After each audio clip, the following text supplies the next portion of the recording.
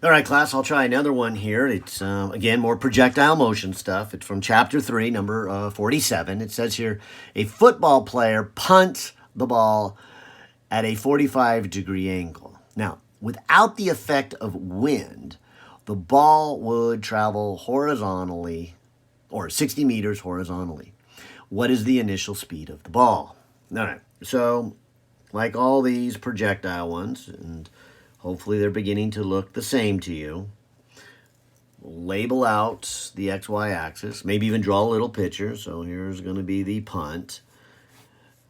There's going to be some initial speed at some angle. Now this said 45 degrees. We don't know the initial speed, but we do know it goes a distance of 60. And so then it lands, or maybe is caught. Depends how you want to put these words in here, but I will put the origin where it launches from, so both X and Y initial is 0. You might even point out that the football clearly goes 60 meters without any wind. So I think that's coming up in part B. But without any wind, it goes 60. And, of course, in the vertical direction, it's going to land at 0.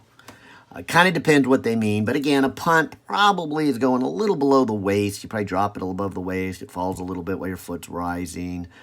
Maybe it's caught. Maybe, again, probably caught maybe waist level. So, and when I say level off the ground. So I'm going to just kind of assume here without too much. I know some punts bounce.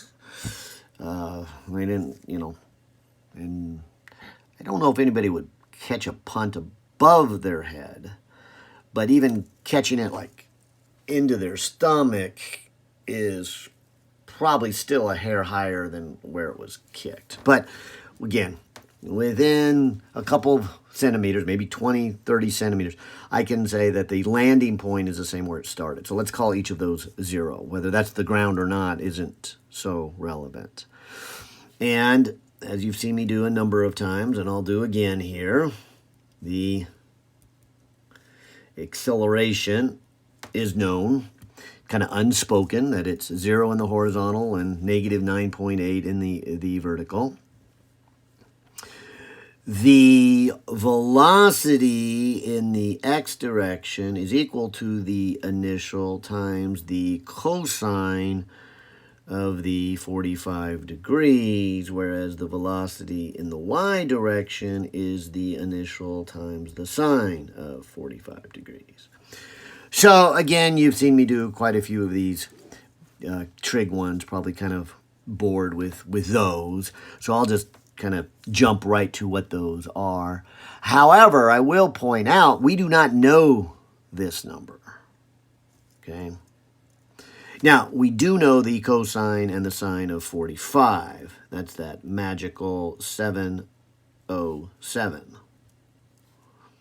And they are equal, 0.707.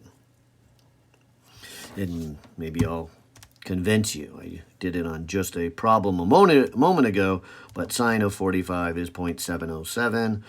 Cosine of 45 is, again, 0.707. All right. So that'll give me my initial speed, both x and y, and I know those. And so, again, if I just write out the equation of position in the horizontal direction, and the equation of position in the vertical, then we can start filling things in. And the horizontal is a little bit easier because there's no acceleration in the x, and we're starting at 0. So this gives me an equation that says velocity in the x direction, 0.707 v naught multiplied by t. Okay. And maybe one more step, I know that this is supposed to go 60. And maybe even putting my numbers together, I can go 60 divided by my last answer, and this would be 84.85. So 84.85. And I'll put a little circle around it because that's really the best and the most information I can do with the x-axis. And again, notice two unknowns. So can't solve an equation with two unknowns, or maybe I should put it a different way. There's an infinite number, so we can't really say there's a unique answer. I like to say it's like saying, what two numbers multiply together and give you 12? Well, there's a lot. There's 1 and 12, there's 2 and 6, there's 3, 4. And those are just the integers. We have a bunch of decimals. So to get a unique answer, you need a system of equations, two unknowns. And that's where hopefully the y direction will come back in. So let's fill this in. So if it's going to land at a height of 0 and start at a height of 0 and have an initial velocity of 0.707 v naught multiplied by t, and then the 1/2 times the acceleration in the y direction comes out to be that magical minus 4.9 t squared.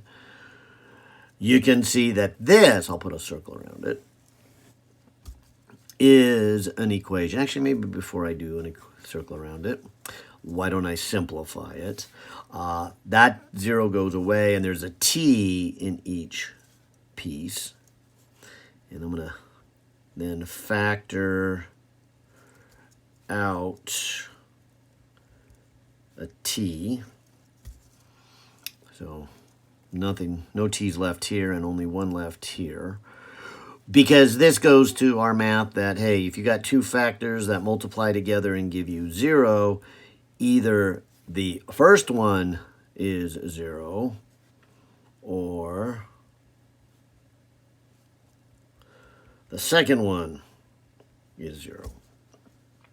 And as we mentioned on the problem I did not too long from this one, 43, t equals to 0, of course, is a solution. That's where the kick started, the punt started. So it doesn't surprise me that it shows up as a solution. But at the same time, knowing that, it's one I know I don't want. I want the other one when it's at 0. So here, and so sometime greater than 0.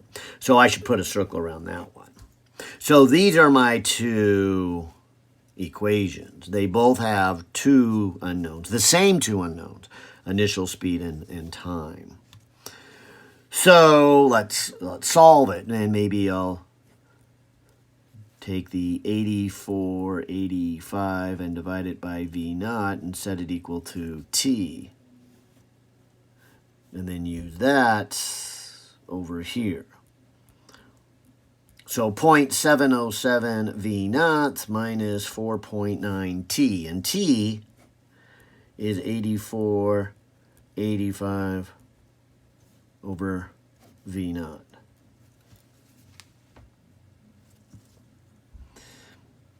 And maybe if you'll let me now solve this for v naught, I'm going to move this to the other side so it becomes positive. And while I'm moving it, I'll just go ahead and multiply out the 4.9 times, and it's still my last answer, the 84.85, and come up with 415.78 over v naught. So then if I cross multiply, I'll get v naught squared, and this will be the 115.78. Oh, and let me not forget, there's the 0.707 in front. And so if I can take two steps here, here's my 115. I will divide that then by the 0.707. That would be just the v naught squared. So then I can take the square root of that and get the 24.3 meters per second, if I kind of round up there. So there's the first step, if you will, A. And that's a pretty good problem in and of itself. But they go and take this problem a little bit further, and they say in B, when the ball is near its maximum height, it experiences a brief gust of wind that reduces its horizontal velocity by 1.5 meters per second. What distance does the ball travel now? Well, since the symmetry of the problem, or I would say because the acceleration doesn't change, let me think about the two halves here. The first half is without any wind gust. The first half is exactly the same. So it would go a certain horizontal distance in the first half as the second half. We know the total is 60, so I'm going to argue here to save myself a little bit of work that, hey, it is only traveling 30 during the first half. Now, then the gust of wind slows down the horizontal motion. So this second half is going to be something less than 30, making the total then something less than 60. And maybe to figure out what this new speed is going to be, I should probably now figure out what the horizontal speed was to begin with. Remember, we started this back here, and we said the horizontal speed would be the initial speed times the cosine of 45. And now that we have that initial speed, and it's still in my calculator, I will multiply it by the cosine of 45. So the initial speed was 17.15. So 17.15. Now, for the second half, let me follow the directions. They say during the second half, the gust of wind reduces it by 1.5. So minus 1.5. So during the second half, we're looking at a speed a little bit less of only 15.65. So maybe, again, dividing this in two spots, although I don't know if I really need to divide it into two spots, because I really just want to know how far does it go during this second half. And we've done this projectile a lot, and the horizontal acceleration is 0. And let me say, for the sake of discussion, let's call the position 0 from here forward. So I'm just going to get some number and add it to the 30. So my horizontal position will be 0. My point is, you've seen this equation a lot, so let me jump right to it. And now we have a new horizontal speed of 1565. That's after the gust of wind. Now we just need to multiply by the time, and we'll figure out how far then it goes during this second half. Well, here I'm going to take advantage again of what we've already done in this problem, because if you look back here as we were solving this, we rearranged this to say the time, and this would be the total time going up and coming down, would be equal to this number here. And then later on, we got that initial velocity. So I'm gonna use that then, the 84.85 divided by the initial speed. And again, this is without the wind, saying that the whole motion would have been 3.49 seconds. And if we go back to our strategy of thinking of it as two halves, half the time is up and half the time is down. And that's what I want, the time coming down.